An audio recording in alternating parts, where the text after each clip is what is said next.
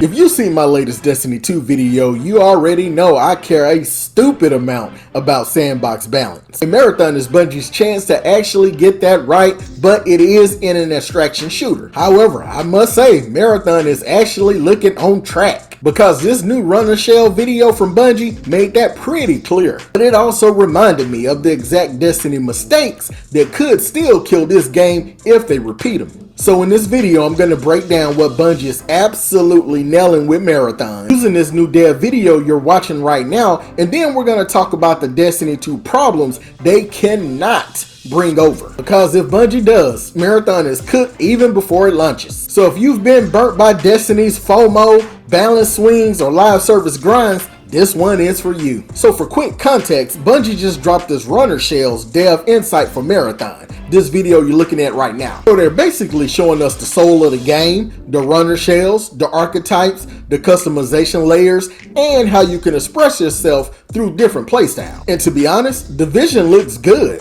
The game looks like it actually has an identity. But as someone who's played Destiny since the Dark Ages, I see a lot to be excited about, and I see a few big red flags that feel very familiar. But let's start with what's on track, and then I'll hit the Destiny mistakes that cannot, I repeat, cannot afford to be repeated. So let's start with what Marathon is actually getting right. First big W is they have clear, readable archetypes. When they show off the Runner Shells, the aggressive ones, the sneaky ones, the info ones, the scavenger rook, you instantly get the fantasy. So you could be, I'm the psycho who pushes fights, or the rat who waits and cleans up, or the intel guy who controls vision. And all of those are good designs, because a player can look at a shell and immediately know, yeah, that's me. And the second W is ingredients, not recipes. So they talked about building your runner out of weapons, mods, cores, implants, and they emphasize they are ingredients, not locked in classes. That's the kind of build freedom Destiny players love.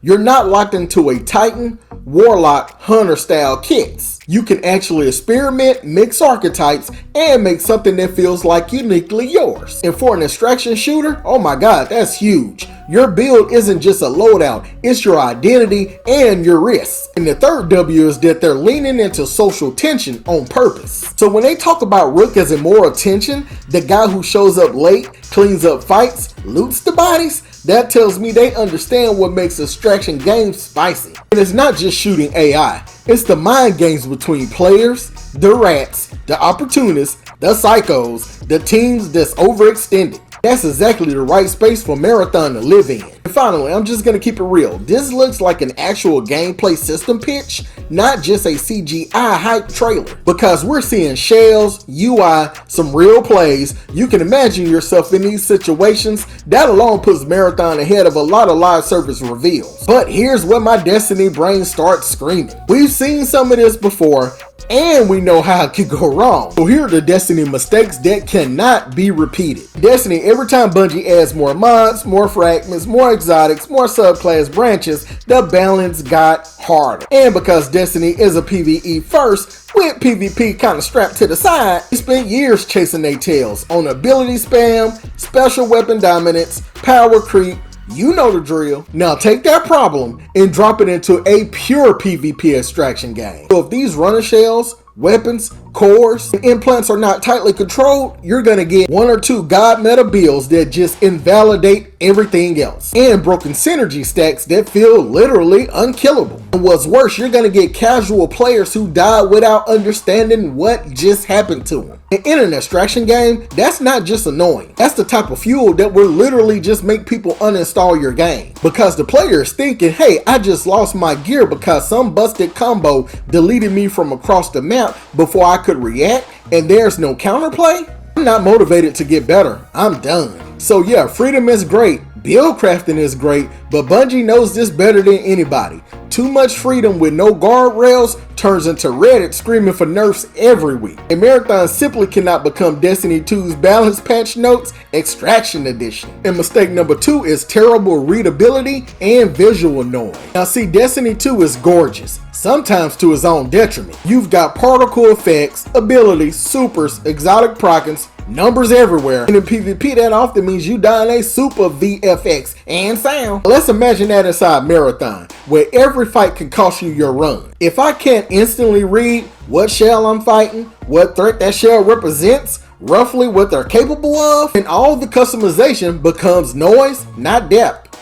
Each runner shell needs a clear silhouette, clear audio, clear VFX language, so if I see Rook or a stealth shell or an info shell, I should immediately think, okay, I know what this guy might be doing and I know how to play around it. And if Marathon repeats Destiny's look cool, plays like chaos problem, that's a huge L for a competitive extraction shooter. Mistake number 3 was punishing progression and FOMO driven design. Now Bungie didn't talk about monetizations or progression much in this video, but let's be honest, every Destiny vet is already thinking about it. Because we live through sunsetting, power creep and power grind, FOMO seasons and time limited loot, overcomplicated systems that get reworked every year. So if Marathon builds a system that's tied to overtuned grind, seasonal FOMO, or paywalled convenience, people will smell that from a mile away. And in a game that's an extraction, the line between this build is something I earned and crafted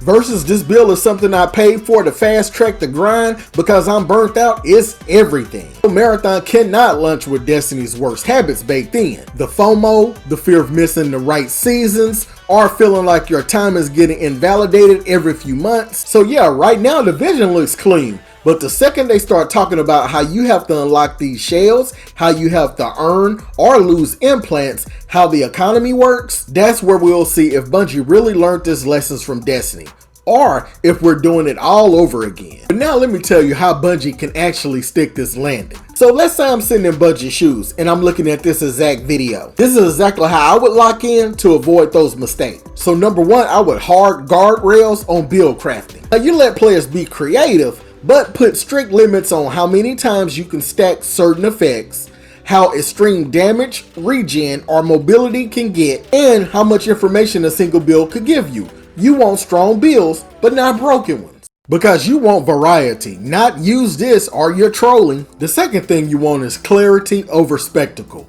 See, every runner shell should be visually distinct, easy to read at a glance, paired with audio-visual cues that communicate their role and make it satisfying, make it stylish, but never at the cost of clarity. So if I die, I should be able to go, yeah, I misplayed that, not what the hell even was that. Third, keep the progression and monetization honest, because Marathon has a huge opportunity to do what Destiny didn't. Keep the power game in the match, not in the store. Make the grind feel like chasing options, not mandatory chores. Avoid FOMO-driven design that punishes people for having a life. So just let me simply invest in my favorite shell fantasy. Reward me for playing my way, but don't hold basic fun behind seasonal walls or convoluted currencies. If these 3 things are done the right way, the guardrails, the clarity, the honest progression, the runner shell system could be insane, but in a very good way. So here's my verdict after watching this dev video. Marathon is actually on track. The identity is there, the archetypes are clear, build crafting potential is honestly exciting, especially if you're coming from Destiny and you love messing with loadouts and synergies. But if Bungie repeats Destiny's worst habits, the balance creep, the visual chaos, the FOMO driven grind, this same system could turn the game into a frustrating machine. And I want Marathon to win. I want Bungie to take everything they learned from Destiny and finally do it right in a pure PvP extraction space. But what I think doesn't matter as much is what you're seeing in this gameplay. So let me ask you this, are you guys more excited or more worried after this runner shell video from Marathon? And if you're a Destiny vet, what's the one mistake you're begging Bungie not to repeat in Marathon? And thanks for watching, and I'll catch you in the next one. If you want more no BS breakdowns on live service shooters like Destiny 2, Marathon, Arc Raiders, and much more, I would suggest you watch this playlist next. Also, don't forget to like and sub. You guys have a great day. Peace.